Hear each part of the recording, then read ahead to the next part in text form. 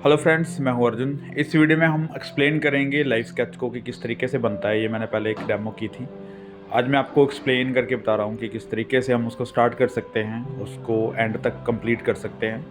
जैसे कि आप देख रहे हैं, सबसे पहले मैंने आउटलाइन ली है और उससे हमें पता चल जाता है कि हमारा पोर्ट्रेट कहाँ तक बन रहा है, क्या क्या चीज़ कहाँ तक बन रही है, और पूरा एरिया जो होता है वो कवर कर लेते हैं। उसके बाद हमारी हेल्प करती है शैडोज़ यानी कि टोन्स। हमें पहले बिल्कुल लाइट टोन का इस्तेमाल करके हल्की सी डार्कनेस पे लगाना होता है। उसके बाद हमने उसकी डिटेलिंग में जाना होता है। स्टेप बाय स्टेप आपको कहीं पे भी शेडिंग करनी है, वो स्टेप बाय स्टेप करनी है। और जैसे कि आप देख रहे हैं, हेयर्स, नोज, आई लिप्स, सारी चीज़ें वहाँ पे आपको डार्कनेस लग रही होंगी, लेकिन डार्क पॉइंट तक पहुँचने के लिए हमें स्टेप बाय स्टेप करना है। किसी भी चीज़ को एक को कंप्लीट नहीं करना। जैसे अगर मैं आइज़ बना रहा हूँ तो सिर्फ आइज़ को कंप्लीट नहीं कर रहा हूँ, उसको छोड़ के मैं बाकी चीज़ों पे भी हल्का काम कर रहा हूँ, ताकि मुझे पता चले कि कौन सी चीज़ कहाँ पे कितने एरिया में बनेगी, कितनी लाइट बन रही है, कितनी डार्क बन रही है, ये सब चीज़ें। और ब्रश से आप थोड़ा सा ब्लेंड कर सकते हैं। अगर आपके पास चारकोल है, सॉफ्ट चारकोल है, या फिर किसी भी मटेरियल से आप काम कर रहे हैं। स्केच में आप कोई भी मटेरियल यूज़ कर सकते हैं। मैं यहाँ पे विलो चारकोल यूज़ कर रहा हूँ, और जो कि बहुत ही सॉफ्ट मटेरियल है, बड़ी आसानी से कवर कर लेता है चीज़ को, यानी कि पेंसिल से आपको कम टाइम मिलता है। और इसकी सॉफ्टनेस के लिए हम थोड़ा सा इसको ब्लेंड करते रहते हैं, ताकि उसका टेक्सचर भी दिखे और चीज़ सॉफ्ट भी लगे। कोई भी हार्ड लाइन नहीं लगानी, आपको बिल्कुल ब्लर इफेक्ट देना है। मतलब आपकी जो पेंसिल है या फिर चारकोल, कोई भी चीज़ है, आपको शार्प लाइन नहीं देनी, उसको ब्लेंड करते रहना है और सॉफ्टली वर्क होगा। अभी देखो, उसके आइज़ को लेके नोज़ और लिप्स, मुझे सारी चीज़ें क्लियर हो रही हैं कि कहाँ पे कौन सी चीज़ बनेगी। आपको एक ही टाइम पे पूरे पोर्ट्रेट पे धीरे धीरे काम करना होता है, ताकि आपका करैक्टर भी सही रहे और जो आप काम कर रहे हैं उसको दोबारा मिटाने की या फिर इधर उधर करने की ज़रूरत ना पड़े, क्योंकि स्टेप्स जो होते हैं वही आपको नेक्स्ट स्टेप देते हैं। आपने जब आउटलाइन ली थी तब आपको पता था कि कितने एरिया में आ रहा है। जब आपने थोड़ा सा लाइट एंड डार्क उसमें डाला है, शेड दिया है, तो आपको बाकी की चीज़ें क्लियर हुई हैं। और जैसे मैं फीचर्स बना रहा हूँ, तो मैं कोई भी एक फीचर्स कंप्लीट नहीं कर रहा हूँ। पहले मैं सारी चीज़ों को साथ लेके चल रहा हूँ, ताकि मुझे डिस्टेंस का पता चलता रहे कि कौन सी चीज़ कितनी दूरी पे है। अगर आइज़ बना रहा हूँ तो नोज़ की लंबाई क्या हो सकती है, या फिर नोज़ के बाद लिप्स कहाँ पे हो सकते हैं, या फिर उसकी बियर्ड या फिर मस्टैचेस कैसे हो सकती है, लाइट या डार्क। ठीक है, तो ये सारी चीज़ें हमें एक बार में कवर नहीं करनी, स्टेप बाय स्टेप करनी है और सारी चीज़ों को साथ लेके चलना है। किसी भी एक चीज़ के ऊपर हमें फोकस नहीं रखना। तो डार्कनेस की बात करें तो अभी देखो पूरा मिडल टोन में जा रहा है। तो डार्कनेस समझने के लिए आपको वही स्केल यूज़ करना है जो हमने पहले बनाया था। जीरो से लेके, जो कि जीरो है वो हाईलाइट होती है जहाँ, उसके बाद 1/5 तक या फिर 6 तक हम डार्कनेस में जाते हैं। तो वो चीज़ों का इस्तेमाल यहाँ पे होता है। वो स्टेप बाय स्टेप ही आपको कवर करनी होती है।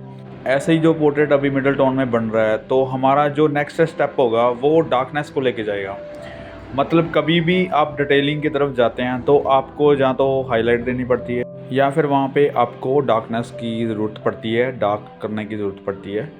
और ऐसे ही जब हमें फाइनल करना होता है किसी भी चीज़ को, तो स्टेप आपका एक पीछे होना चाहिए, ताकि आपको अगर डार्कनेस की ज़रूरत है तो आप वहाँ पे कर सकते हैं डिटेलिंग। क्योंकि अगर एकदम से मैं कोई भी चीज़ को डार्क करूँगा तो मेरे पास उसकी डिटेलिंग करने के लिए कोई डार्क टोन बचेगी नहीं। मैं अभी तक एक्स्ट्रा डार्क कहीं पे भी यूज़ नहीं कर रहा हूँ।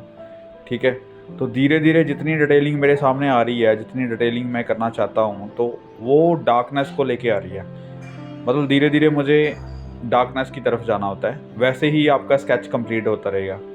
तो ऐसे कलरिंग में भी होता है। आप कोई भी मटेरियल ले लो, ऑयल ले लो या फिर एक्रेलिक ले लो, कुछ भी आप लेते हैं मटेरियल, तो उसके लिए भी आपको स्टेप बाय स्टेप ही काम करना होता है। जैसे अगर हेयर्स आपको दिख रहे हैं कि बिल्कुल ब्लैक है, तो आपको बिल्कुल ब्लैक नहीं कर सकते। आप उसको बिल्कुल हाई डार्क या फिर हाई ब्राउन या फिर कोई ऐसी टोन नहीं है वहाँ पे दे सकते। आपको वहाँ पे भी स्टेप बाय स्टेप ही काम करना है। आपको हाईलाइट को चूज़ करना है कि कहाँ पे कितनी हाईलाइट आ रही है। अभी जैसे कोई भी चीज़ वहाँ पे आपको दिख रही है, तो हाईलाइट भी होगी, मिडल टोन भी होगी, डार्क भी होगी। लेकिन आपको जितने स्टेप्स लेने हैं, जितनी आप इसमें टोन्स फिल करोगे, स्टेप बाय स्टेप काम करोगे, तभी वो स्केच एक अच्छे रिज़ल्ट पे पहुंचता है।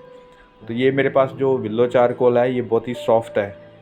तो इसकी टेक्निक यही है कि आप धीरे धीरे इसको डार्कनेस कर सकते हैं, इसमें डार्क टोन दे सकते हैं। मतलब ये एक्स्ट्रा डार्क ये चलता नहीं है इतना, और उसी के हिसाब से आपको अपनी टोन्स को रेडी रखना है कि आपको कितना डार्क करना है। तो उस डार्कनेस की आपको ज़रूरत कहाँ पे है। अभी आप देख रहे होंगे कि वहाँ पे स्किन टेक्सचर या फिर हेयर्स का टेक्सचर या फिर बियर्ड का टेक्सचर, उसका अलग अलग स्टेप्स हैं उसके। तो वो चीज़ हमें यहाँ पे दिखाने के लिए स्ट्रोक्स देने होते हैं। हर एक चीज़ को आपने नोट करना होता है, उसका टेक्सचर समझना होता है। डिटेलिंग के लिए आपको एक्स्ट्रा डार्क पेंसिल जो कि सॉफ्ट वाली होती है, या फिर इरेज़र हाईलाइट के लिए आप यूज़ करते हैं। यहाँ पे मैं वही कर रहा हूँ। अभी स्केच को फाइनल करने के लिए मैं हाई डार्क है जहाँ पे मैं इरेज़र यूज़ कर रहा हूँ, और जहाँ पे मुझे डार्क चाहिए, जहाँ पे मुझे डिटेलिंग चाहिए, तो मैं सॉफ्ट चारकोल की पेंसिल यूज़ कर रहा हूँ हल्की सी।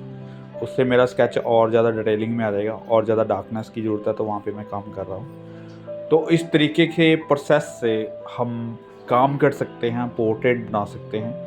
तो लाइव पोर्ट्रेट करना मेरे लिए वैसा ही ऑब्जेक्ट है जैसे मैं किसी और चीज़ को देख के बनाता हूँ, जैसे स्टिल लाइफ होगी या फिर कोई भी पेंटिंग होगी या फिर कोई भी लैंडस्केप हो गया। तो वही चीज़ें यहाँ पे मैं भी नोट कर रहा हूँ। मैं मुझे बस इसका बेसिक समझना है, आउटलाइन समझनी है, और हाई डार्क और हाईलाइट पे जाना है। वो क्या चीज़ बन रही है, क्या ऑब्जेक्ट बन रहा है, वो अपने आप बनता जा रहा है जब आप लाइन्स को समझते हैं।